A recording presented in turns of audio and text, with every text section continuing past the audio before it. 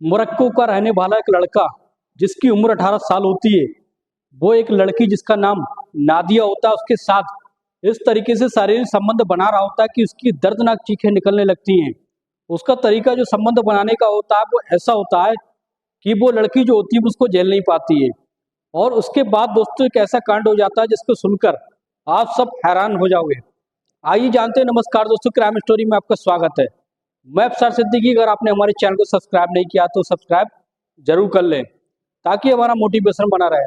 दोस्तों, मोरक्को के रहने वाला एक परिवार जिनके मुखिया का नाम होता है सलीम।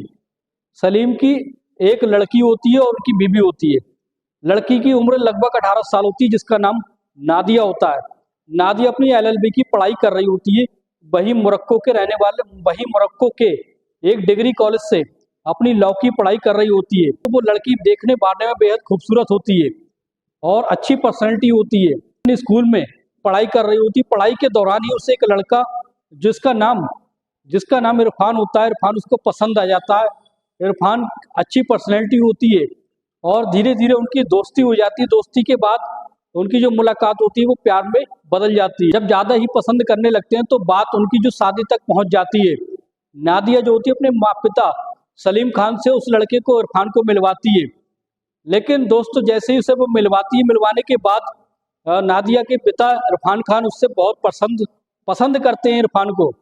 इरफान दिखने बारने में स्मार्ट होता है और अच्छी पर्सनैलिटी होती है, उसको देख कर पसंद कर लेते हैं। लेकिन दोस्तों फिर क्या होता है, एक दिन ऐसी घटना हो जाती है जिसके बाद नादिया जो होती है इरफान से नफरत करने लगती है। वो अपने कॉलेज में अपने क्लास में बैठी होती है, तभी उसका जो फोन होता है इरफान का उसके हाथ लग जाता है। हाथ लगने के बाद उसको एक ऐसी तस्वीर उसके सामने आती है, फोटो देख लेती है जिससे वो अश्लील अवस्था में किसी लड़की के साथ संबंध बना रहा होता है। और एक नहीं बल्कि ऐसी कई लड़कियों के साथ उसने फोटो खींचे होते हैं, जिसे देखकर नादिया जो होती है वो हैरान रह जाती है। दोस्तों नादिया हैरान रह जाती है, परेशान हो जाती है और उसके बाद से उसका मूड बदल जाता है। और उसके बाद जैसे ही वो इरफान उसके पास आता है और उसको फोन देने के बाद उसको जोरदार थप्पड़ मारती है, थप्पड़ रसीद कर देती है उसके गाल पर। इरफान सोचता है कि आखिर माजरा क्या है और उससे पूछने लगता है। तभी नादिया उसको फोन पकड़ाकर और फोटो दिखाने लगती है कि ये सब क्या है। अगर तुम मुझसे अफेयर दोस्तों अगर तुम मुझसे प्यार कर वो कहती है कि तुम मुझसे अगर प्यार करते हो तो ये अफेयर तुम्हारा दूसरी लड़कियों के साथ क्यों चल रहा है? क्या तुम अय्याश टाइप के लड़के हो? और मैं तुमसे ये रिश्ता कभी नहीं जोड़ सकती और ना ही मैं तुम्हें अब पसंद करती हूँ।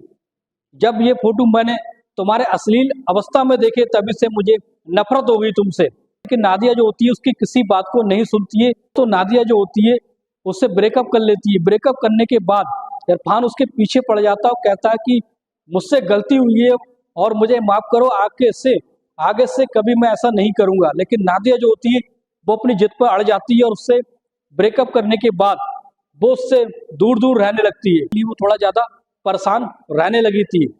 लेकिन जैसे जैसे समय बीतता जाता है दोस्तों, उसी के कॉलेज में दूसरा लड़का एडमिशन लेता है जिसका नाम कूपर होता है। कूपर जो वो जमैका का रहने वाला एक काला हब्सी होता है। दिखने बारने में एक काले कलर का होता है, एक लंबा चौड़ा अच्छी पर्सनैलिटी होती है। और इस तरीके से धीरे धीरे उन दोनों की मुलाकात हो जाती है। नादिया जो होती है वो कूपर से बोलचाल करने लगती है, धीरे धीरे उनकी दोस्ती हो जाती है। दोस्तों कूपर का स्वभाव जो होता है नादिया को बहुत पसंद आता है और काफी समझदार लड़का होता है कूपर। इस तरीके से नादिया कूपर को पसंद करने लगती है और कूपर भी नादिया को पसंद करने लगता है।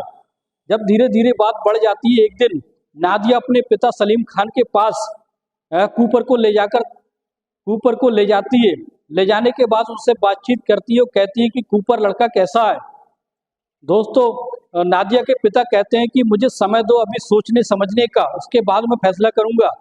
लेकिन जब दोस्तों 2-4 महीने का समय बीत जाता है, जब नादिया के पिता कूपर को अच्छी तरीके से समझ लेते हैं कि लड़का अच्छा है, समझदार है और इस तरीके से उससे जो नादिया को पसंद भी करता है और नादिया भी उसे पसंद करती है, इन दोनों की शादी करा दी जाए तो कैसा रहेगा। नादिया अपने पिता से कहती है कि मैं कूपर से शादी करना चाहती हूँ। तो नादिया के पिता कहते हैं कि ये तो लड़का जमैका का रहने वाला है और तुम यहाँ मोरक्को की हो, ये विदेश का रहने वाला है। लेकिन तुम इसके साथ कैसे रह पाओगी, किसका घर बार कैसा है, इसके परिवार वाले कैसे हैं, ये सब तुमने जाने बगैर इसके साथ कैसे रह सकती हो। कूपर से कहती है कि अगर तुम मुझसे शादी करना चाहते हो तो तुम्हें अपने माँ बाप को यहाँ बुलाना होगा। तो दोस्तों तो कूपर कहता है कोई बात नहीं, अगले हफ्ते ही मैं अपने माता पिता अपने परिवार को यहाँ में बुला लेता हूँ और उसके बाद उन दोनों की भेंट हो जाएगी। जैसे ही एक हफ्ते का समय होता है दोस्तों, समय बीत जाता है। कूपर जो होता है अपने माता पिता के साथ और अपने चाचा चाची को भी बुला लेता है। उसके बाद सलीम खान की भेंट कराता है। भेंट कराने के बाद अच्छे से मुलाकात होती है 2-3 दिन। वो उसका परिवार जो होता है 2-3 दिन तक सलीम खान के यहाँ पे समय बिताता है और दोस्तों फिर उनको एक दूसरे के बारे में अच्छे से परख हो जाती है। वे समझ लेते हैं कि ये हमारे लायक है और उसके बाद सलीम खान कहते हैं कि हाँ दोस्तों, तो वो कहते हैं कि कूपर को मोरक्को में रहना होगा, यहीं पर रहना होगा, यहीं सब कुछ करना होगा, वो जमैका नहीं रहेगा। जब ये बात कूपर अपने माता पिता से कहता है तो उसके माता पिता राजी हो जाते हैं और कहते हैं कि तुम चलो कोई बात नहीं, तुम मोरक्को में रह लेना और तुम उससे शादी कर लेना। जब ये बात दोनों परिवार राजी हो जाते हैं फिर उन दोनों की धूमधाम से शादी करा दी जाती है। जैसे ही उनकी सौगात का समय आता है दोस्तों नादिया अपने कमरे में बैठी होती है। जैसे ही कूपर आता है, कूपर आते ही कुछ देर तक तो बातचीत करता है। उसके बाद जब उनका माहौल हो जाता है सौगात मनाने का तो फिर वो संबंध बनाने के लिए तैयार हो जाता है। जैसे ही वो उसके साथ संबंध बनाता है दोस्तों, उसका तरीका कुछ अलग होता है। नादिया की हालत खराब कर देता है और वो उससे पीछा छुड़ाने लगती है। इतने दर्दनाक तरीके से संबंध बनाता है। काला हफ्सी, लगभग उसकी हाइट तो 6 फीट होती है। जैसे तैसे उन दोनों की सौगात पूरी हो जाती है। होने के बाद जब सुबह का समय आता है तो दोस्तों नादिया की हालत खराब हो जाती है और नादिया उस दिन तक उसके साथ संबंध नहीं बनाती है। फिर उसके बाद धीरे धीरे उसकी आदत बन जाती है। उसके बाद वो उसको सहने लगती है। दोस्तों फिर वो दोनों नादिया और कूपर अब मोरक्को में ही खुशी खुशी अपनी जिंदगी बिता रहे होते हैं। दोस्तों कैसी लगी ये सच्ची कहानी, कमेंट बॉक्स में जरूर बताएं।